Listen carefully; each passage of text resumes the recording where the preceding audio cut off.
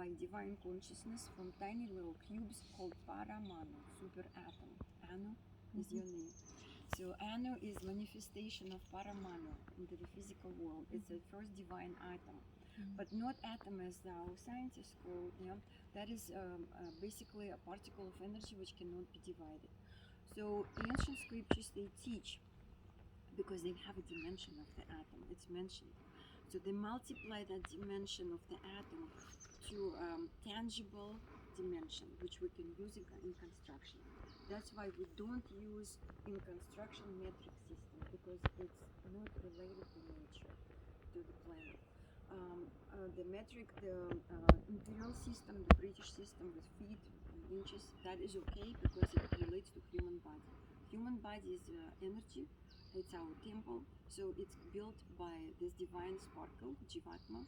So we can use our dimensions in order to measure space, because they are coming from living organism. It means the dimensions are alive. But if we use our own dimension and measure space, we're going to build a house which is exactly you. But the idea of these teachings is to bring the house to a different energy level, which is cosmic.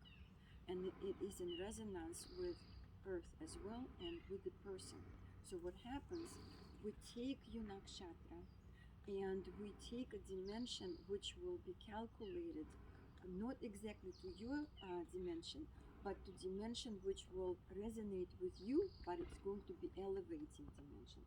So the perimeter of the building is going to have special measurement which will be calculated, and that measurement is going to resonate with your energy frequency, and that frequency of the building will raise your frequency to the divine level.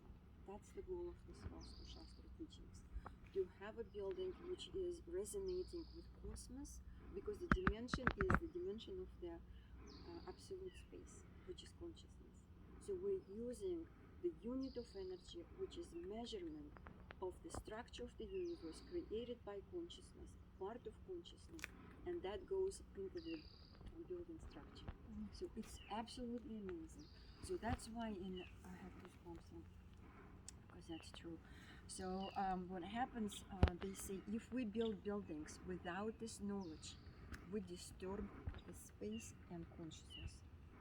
So the more destructive buildings on the planet, we bring more destruction to the planet itself and to ourselves as well. So that's why it's important to calculate and build according to these ancient rules of nature, of divine. The more buildings built according to these teachings, the more peace will be on the planet, will be no wars, and people actually will live at peace. So that is, I think this will be a golden age, because we're in Kali Yuga, and that's why now we're so tired from the karma, from all this millenniums of destruction we brought on the planet with our limited mind. So now people are awakening, because we're at the end of Kali Yuga. So people are now driven to this knowledge, and they want to know, they want to build, because they want to be at peace, because we're tired of being, depressed, and without knowledge why we're depressed. So these teachings and Vedanta, of course, are giving this clue and information, absolutely like calculated. It's mathematics, it's astronomy, it's astrology, and it's nature of the planet. So the building is positioned exactly according to cardinal directions, means true north, east, west. So it's not geographic north, because it's geographic north, so it's not magnetic north, because magnetic north moves a little bit on so the geographic north is basically invisible line, which is axis of rotation of the planet.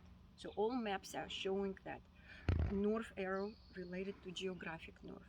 So we can see that on a compass? Yes, we can see that. It should be implemented with buildings which are not temples but residential. We make a slight shift, and I will show it in the slides during my lecture today. So the slight shift is, we have to take the front entrance and draw a line which is axis of the building. And this situation, according to calculations, according to the situation here, ideal entrance was south. South is, a lot of people, like in India, they're afraid to have south because god of death, Yama, is facing south. But according to Vastu Shastra, there are two entrances in the building which will benefit if you enter from south, and that one is to bring money also. So that is interesting. I will show that diagram as well. So this house, with the chosen dimensions according to the calculations, was showing that it's supposed to be entrance from the south, main entrance. According to Vastu Shastra, we're supposed to have energy line going through the main door, and it's supposed to go out. So we have to have either window or another door on the other side. For example, Feng Shui has different approach. They say it should be closed, so the energy doesn't go anywhere. And they say it's a house of poverty, which is, according to Vastu Shastra, is different. So they say no, we have to have a direction for the energy coming in and out to bring fresh prana every time. We have to ventilate building. We have to give allowance for new prana every day, every morning. It should bring the new energy. That's how we energize building. So we don't want stagnancy in there. So let's go. So that direction is east, and the sun is shining, and that's why you will see big windows there. So this is south, north, and west. Okay, so let's go in the building. Thank you, Swamiji. Okay, so as we see, it has windows, but as you see it, we don't have windows at the corners. Why? Because according to these teachings, the energy inside should be enclosed by walls. Like we have a body, we have skin, which we have to hold our energy in order not to lose it, right? So building skin is the exterior walls. So exterior walls are important to hold the energy. So we don't want to cut the window at the corner, because the energy will be going away. Because what happens, it comes from above, from the cosmos, and I'll show you inside, and from the planet as well. And so the cosmic energy and the planet's energy, they meet and they start rotating clockwise direction in the northern hemisphere. So it is important for energy to distribute itself to the corners of the building, and that's where Panchabhutas gets organized. So this Akasha, free space, and then the Panchabhutas gets organized, which is, so Akasha is in the center, then it's basically we have air, then fire, then water, then earth. 5 creative elements. They're subtle. So let's go inside. I will show you what is happening inside. So be careful, because this is still under construction. So the door, this brings prosperity to the owner of the building. And so be careful here. But the energy, try to sense now what you feel.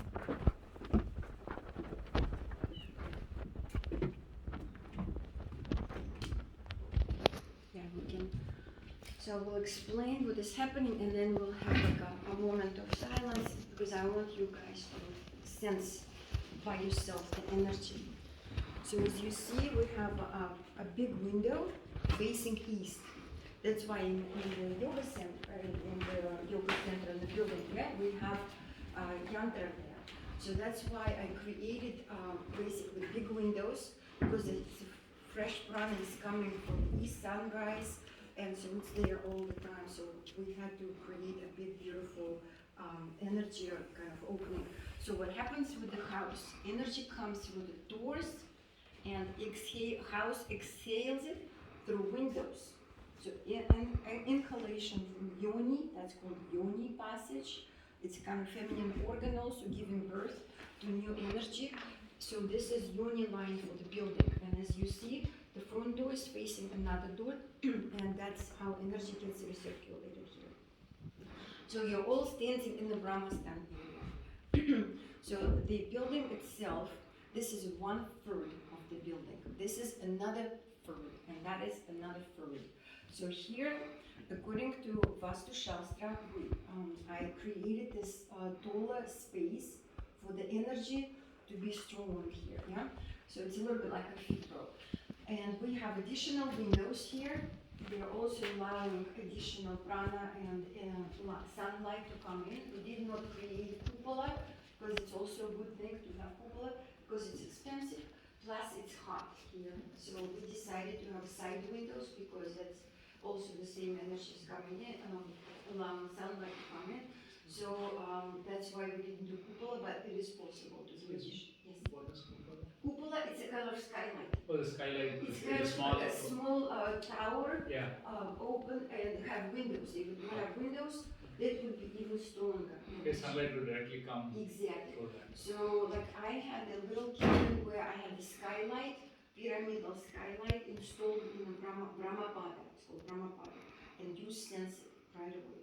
So here, because of the heat, we decided not to do it. Plus, it adds additional expense, and it's not like a must.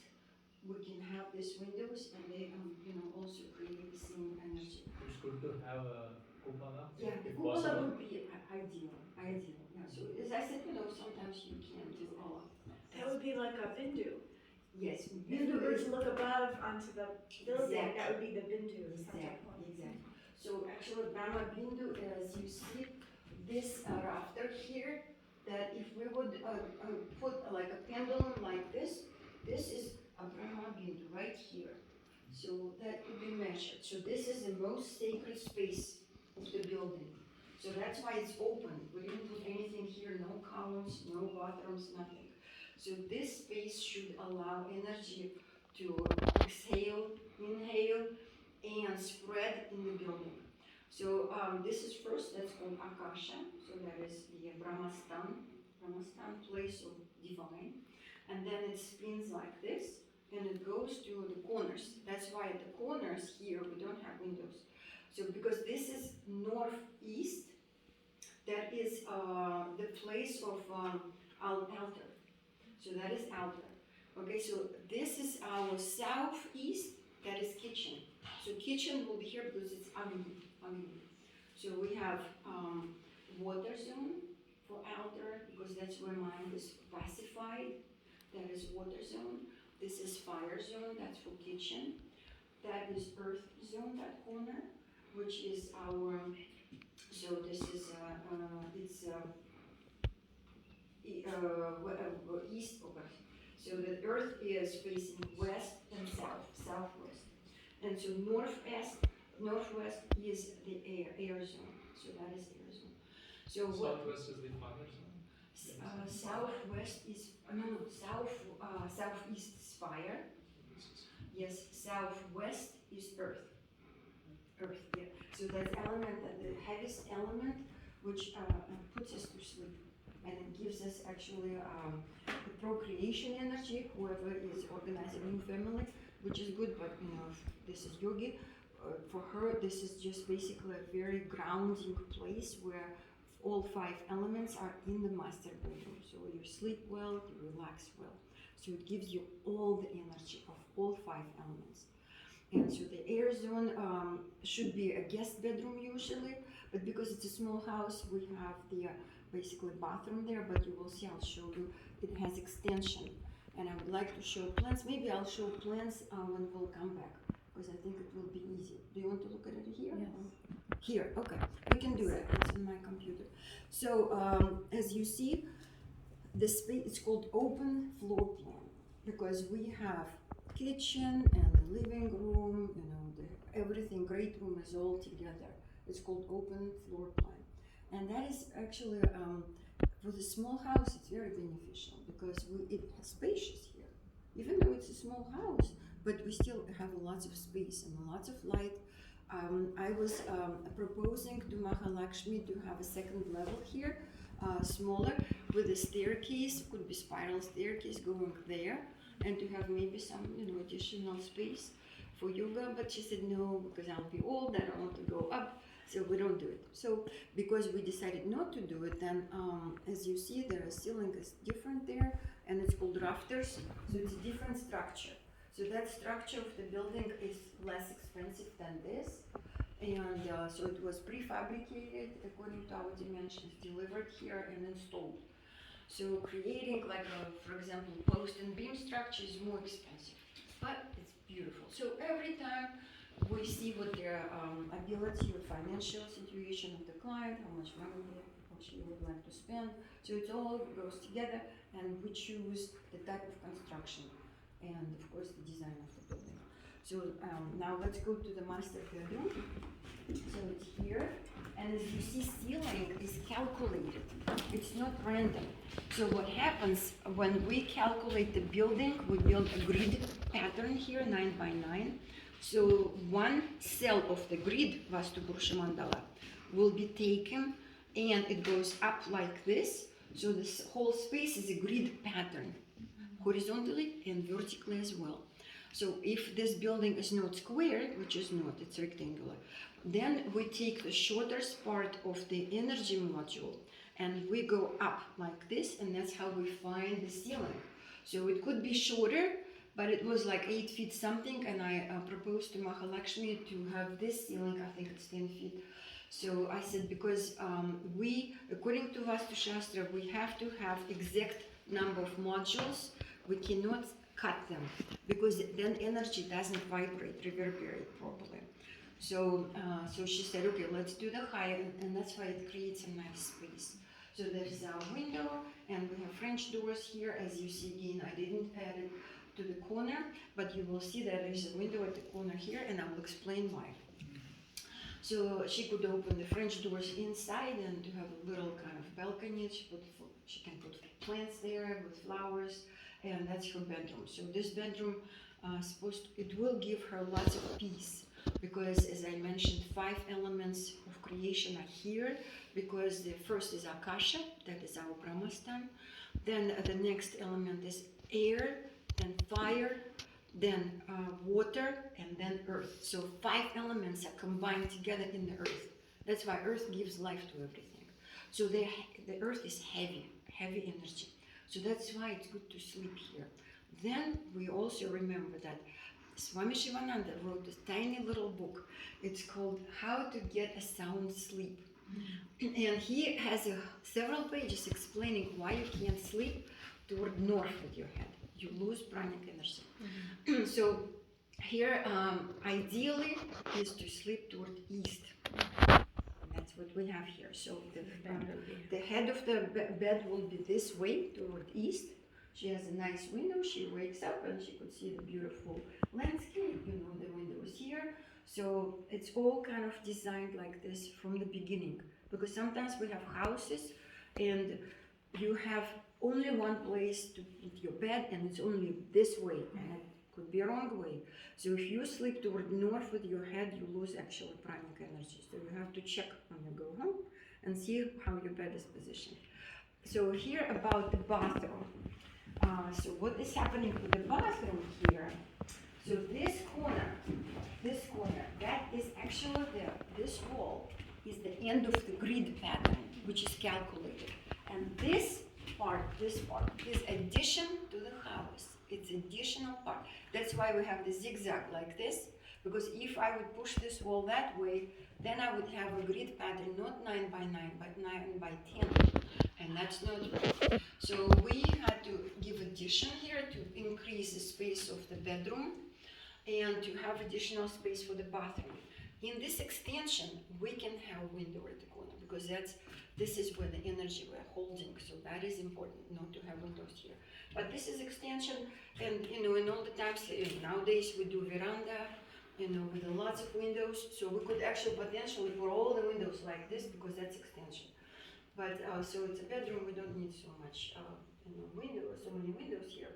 So that's where she will go, she will have a shower, and again, see here, I did not place toilet here. Because toilet is going to be sink here, and I think that's sewage probably right here. A toilet and the sink is right here with Swamiji standing. I saved this corner without any utilities, because that's air and energy of air. So if I'm going to put something like a toilet here, I'm going to pollute that air, you know, so that energy is not clean. So that's why this corner is clean and doesn't have any sewage, anything. So that is also has to be implemented in the design. And it's a good space. We wanted to have a little sauna here, but Mahalakshmi said it's not enough space. She decided to have more spacious. Maybe she will have a bathtub here, I don't know. So we'll see. So this is how it works. And her laundry machine, if she would like to have is going to be right here where Swamiji is sitting, or it will be closet. And plus, she said, you know, when people come, she would like to have a door from the main room so the guest could go to the bathroom. So they don't have to go through her bedroom. And also when she is at night, she would need to go to bathroom, for example, she opens this door and goes to the bathroom.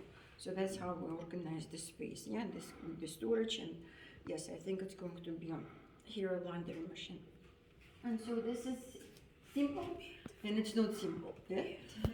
So, and let's now for 1 minute all stand here and see how you feel about the space. You can look at the windows and just allow some quiet moment just to absorb the energy and just see how you feel about it.